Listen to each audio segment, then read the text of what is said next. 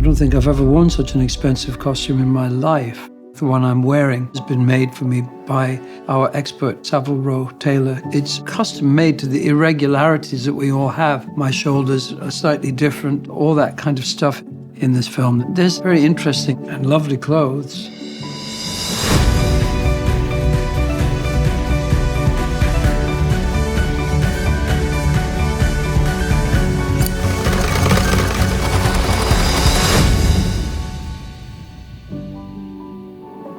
Hey there, Focus fashion fans, and welcome back to Dressed, the series that celebrates the costumes of Focus Features films. Now today we're stepping back in time to 1950s gangland Chicago in Graham Moore's masterful and gripping thriller. Academy Award winner Mark Rylance plays expert English tailor Leonard in The Outfit.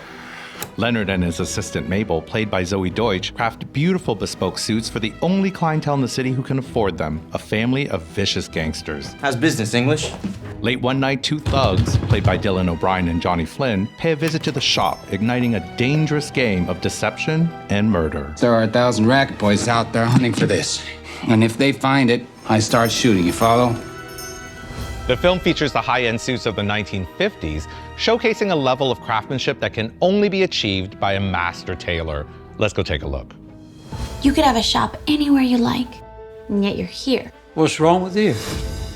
This is the perfect example of a finely tailored suit.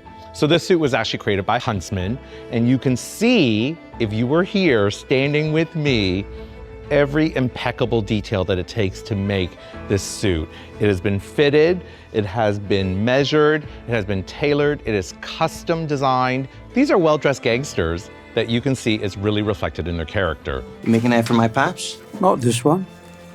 You're making those fine threads for somebody else? Who? Master Rishi, you know I can't talk about my gentleman. Is that what we are? You gentlemen. Can we talk about Richie's coat? You can see, again, masterfully tailored, beautiful details, the shoulders, the lines, the lapels, everything in this is a thoughtful consideration. And you thought that this didn't apply to menswear, this absolutely applies to menswear. Mr. Boyle? Let's talk about Mabel for a minute. For her, it was not about the glamour of the 50s, but really about the practicality of the 50s. But what I loved here about the costumes is that they still said so much about her, and that she always wore colors that really popped, that she really came forward. It almost felt like she was stepping out into the light. And of course, Violet, who was the rival gang leader, she was impeccably dressed. This is an authentic vintage suit from the times, which I love because it really showed off her figure. And you can see that Violet is not just gonna wear a suit because she has no wallflower. She is gonna make a statement, she's gonna turn heads, and she's gonna make people notice her. She topped it off with this vintage fur, which is great, but the final detail was the hat. And when you saw all of this on Violet, you can see that she meant business. She is not there to play games. I'd actually love to learn more about the creative process behind these costumes, so let's speak to the design team. Whoa, full house tonight, huh? Well, lovely to see you all, Sophie, Zach, Campbell. Honestly, I feel like I have the A-team here. This really is the best in class gathered together for this. First of all, congratulations to all of you. This is an amazing movie. And what I loved is that this was a movie so centered around fashion and costumes, and yet it was not a movie about fashion. So Sophie, I actually want to start with you. How did this entire team even start to come together in creating costumes for the outfit? I was very excited at the chance to collaborate with Zach, and I learned quite early on actually that Campbell and the team at Huntsman were on board, which was very exciting. And he's obviously got the wealth of experience in tailoring. We were really lucky because we had a team that was people from different backgrounds and different strengths coming together to create something quite special. Zach, I've sat in the front rows of so many of your shows. You're an amazing designer who can create the most elaborate, beautiful creations. But how did you approach designing for the outfit? It's an incredible story. I knew that the tailoring part of this was essential, could not be faked, was key.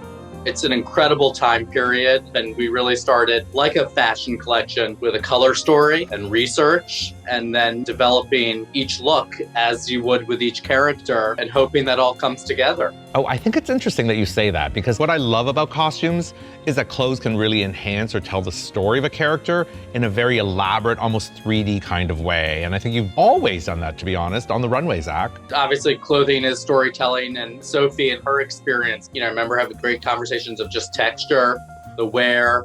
A detail shot of a cuff was really important. While Mark was trying on the suits and having fit for his outfit, him discovering his character. And that was a really beautiful, magical thing to witness. It was kind of this incredible experience of watching these costumes come to life through Sophie's dedication and talent. Campbell, you are literally tailoring royalty, and of course you've tailored for royalty. Can you tell us a little bit about your role and of course the centuries-old traditions and history of Saval Row and Huntsman? The places I'd worked at before had impressive client list. Huntsman is another level. We had royalty, Hollywood royalty, who's who of the fashion world. I always find it amazing when you look at the names like Coco Chanel, Hubert de Givenchy, Bill Blass, Alexander McQueen, Marc Jacobs. They all had their own workshops, their own access to having their own outfits made at their ateliers, but they chose Huntsman as the bastion, the tastemakers of where to come for the black tie, the ultimate dress wear. The film opens with a very specific way that Mark Rylance's character Leonard is cutting fabric, and I think to the general population, it could just be cutting fabric, but it's actually not. It's a very specific skill aligned to, say, playing a violin or something of that particular talent level. How did you work with the character and of course with Mark in making sure that it was done accurately? Mark came and shadowed me for a whole week. There's a way to hold a pair of shears, there's a way to cut cloth. You don't just push down on the top handle, you have to squeeze the blades together. Use the heel of the pair of shears to go through the cloth because it's quite heavy. He was just such a charming personality. He was making tea for the tailors and instantly became one of the team and asked all the right questions. And most importantly, just watched. A lot to watch and just to take in just by watching somebody going about their day-to-day. What I take for granted is my day-to-day job. It is actually a craft. Well, aren't you a sight for sore eyes? Roy, Richie, and Francis are the most prominent male gangsters orbiting Leonard's world, but they're also their own unique characters and personalities. Now, men's suiting can feel very similar, so what did you do to set them apart, and how was that defined amongst the three of them? It's a lot to do with how they would want to be perceived, and that was the way that we thought about it and engaged with it. Richie is just so concerned about being the boss, and he wants to be in the finest threads. He wants to be the big guy. With him, it was really important that things felt almost pushed slightly further in terms of taste levels. He had a peak lapel. He wore it with like a round collar shirt, which was a reference to Marlon Brando, who also did that. And we liked the idea that his tailoring would feel quite aspirational in a way that he would enjoy. With Roy, we felt that it could be quite understated. He doesn't have as much to prove. We wanted there to be simplicity and a classicness to the way that his suit was tailored and not to detract from that. And with Francis, we decided that we felt that Francis wouldn't have had his suit made by Leonard, actually. It was a suit that we felt that he would have owned, and he really isn't looking for anybody's approval in the same way as the other characters. He wore an original 50s coat that we found at Angel's Costumiers that we absolutely loved and had all the kind of age and wear that we needed to tell his story. Sophie's British, and of course Campbell's British, and Zach, you're American. So in the film, you have a British expert tailor with a shop in Chicago in the 1950s. Now, how did you all find that perfect blend of those two cultures?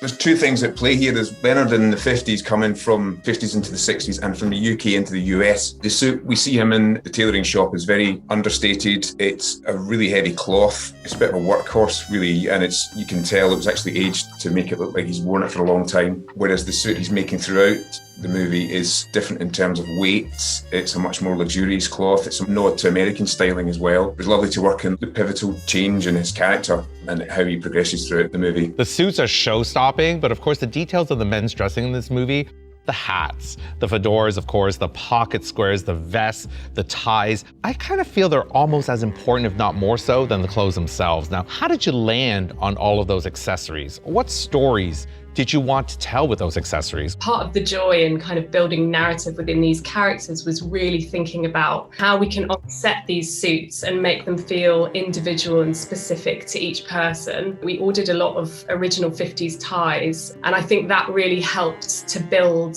a specific look for each character, a slightly different shaped tie for each person that would really reflect them. We pinpointed with hats the sort of detail and the nuance behind each character and what kind of brim and crown they might have and how we could mold that into a shape that would feel reflective for each person. So the detailing was really kind of key and quite special, having the time to focus on that. The outfit has a core male characters, but the two female characters are so strong and lend a very different and interesting perspective to the costumes. And of course, they stand out and pop tremendously. But I want to talk about Violet Lafontaine, who is a complete head turner from the moment she walks in. How did you land on that particular character? And how did you start to develop what she would wear to define who she was? With Violet, Nikki wanted to bring this ultra femininity into this character who is also kind of a ruthless, cold-blooded killer, essentially. There was something really interesting in finding the balance with that. And I think it was building something that felt really elegant and composed while still being believable in our setting. So it's quite exciting thinking about the contrast between Violet and Mabel. Nikki brings so much kind of power and energy to that performance. I think she wore it so well. What was the approach in putting together the character of Mabel, and what do costumes tell the audience about her? Now, Mabel's costume of that long red coat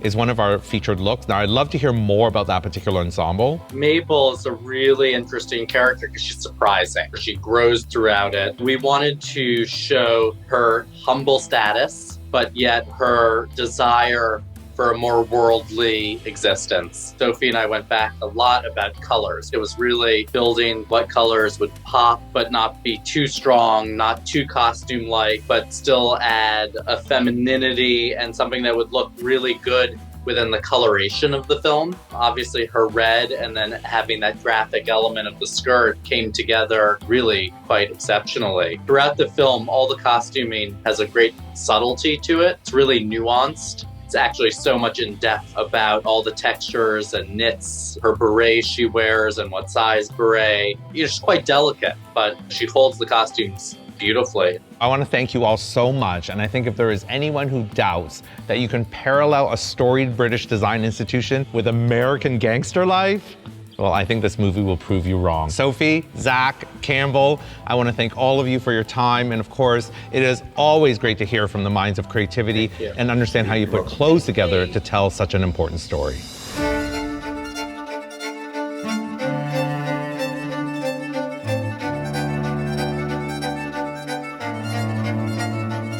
Wow, this is so exciting. You've heard me talk so much during this episode about Saval Row, about Huntsman, about the most perfect tailored men's suit.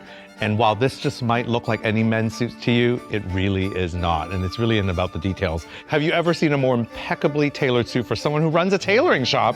But the great thing about this particular costume is you see Mark wear this jacket once, and for the rest of the movie, he is wearing the vest, the pants, the shirt with the sleeves rolled up, because he is the symbol of the working man. But the way that this is done, it's impeccable. Okay, so let's talk about Mabel. What I loved about Mabel was that she was just a simple girl. She really had a few things to wear, but everything she wore was an incredible statement. But what I loved about this particular coat was just exactly so symbolic of the time. It was 50s, it was American. You see a little bit of a nipped waist, a little bit of a tiny flare, because that's really the time. But also I think it's really a symbol of saying this is what that character was. Mabel was a simple person and just really wanted to put all of her passion into getting out of Chicago. And again, I think that's personified in the color red, because red is a color of passion, and that's what she wanted to do. She was on her way out.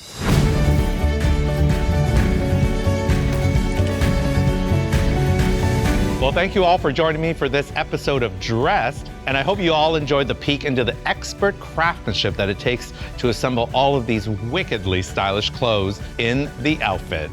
I can't wait to see you all again. Until next time.